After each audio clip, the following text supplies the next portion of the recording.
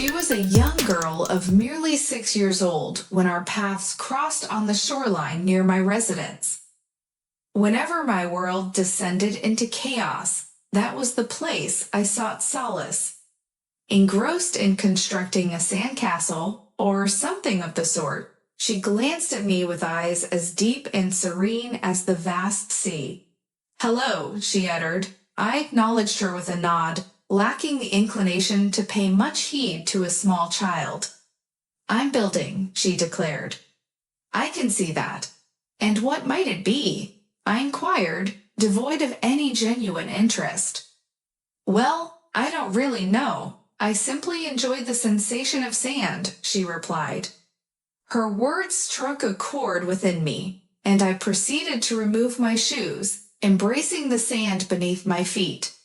A sandpiper soared by. "It brings joy," she proclaimed. "It brings what?" I muttered to myself, bidding farewell to joy and welcoming misery. I turned to leave, my spirits dampened as everything in my life seemed to unravel. "What's your name?" she persisted. "Robert," I answered. "Robert Peterson. And I'm Wendy. I'm 6 years old. Hi, Wendy." She erupted into a giggle. "You're funny." Despite my despondency, I found myself laughing too, as her infectious laughter trailed behind me. "Come again, Mr. Peterson," she called out. "We'll have another happy day." The ensuing days and weeks were consumed by others: rowdy Boy Scouts, business meetings, and an ailing mother. That morning, with the sun shining, I completed the dishes and whispered to myself, "I need a sandpiper." Clad in my jacket, I ventured toward the ever-changing, balmy seashore, yearning to find the tranquility I so desperately sought. I had forgotten about the girl until she suddenly materialized. "Hello, Mr. P," she greeted. "Do you want to play a game?" "What kind?" I retorted, tinged with frustration. "I don't know. Any game you'd like." "How about chariots?" I sarcastically proposed. Once again, she let out a melodious laugh. "I don't know what those are." "Then let's simply take a stroll," I suggested, scrutinizing her delicate countenance. "Where do you live?" I inquired.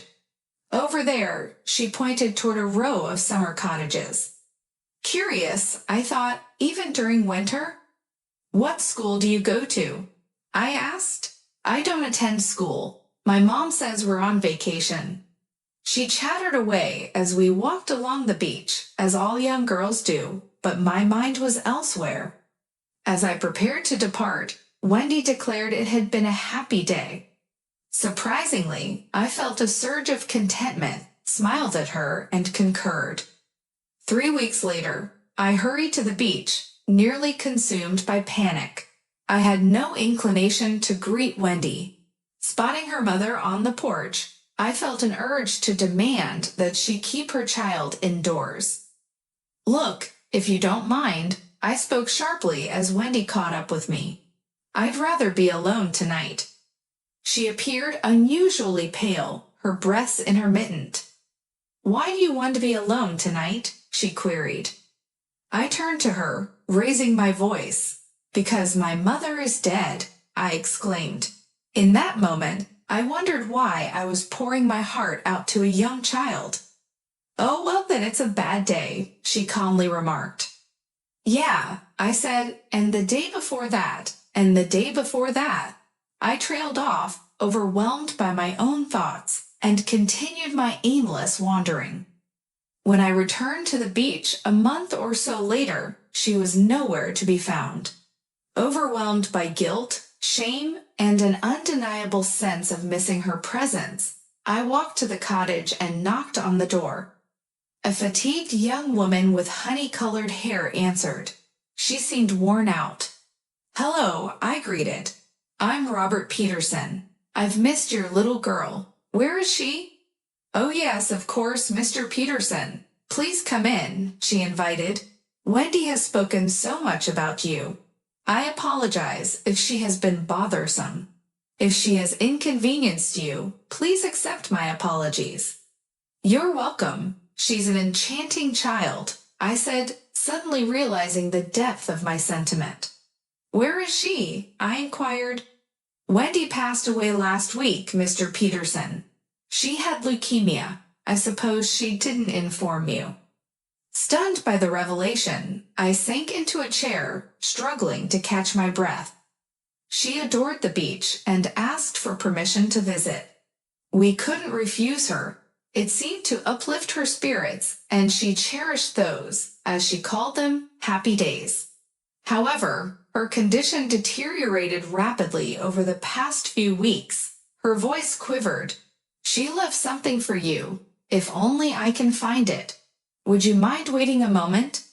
I nodded mutely, attempting to summon the right words for this gracious young woman.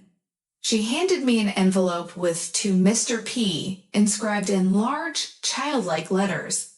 Inside was a crayon-drawn picture, a golden beach, a cerulean sky, and a brown bird.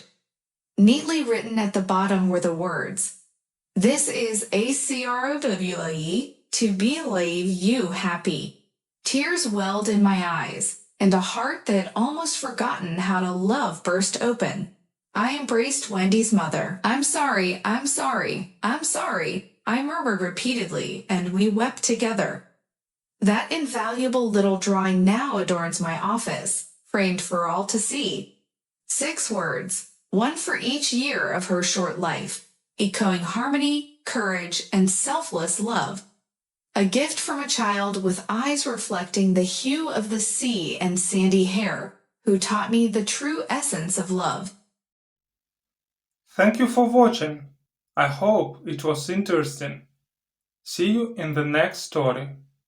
Goodbye.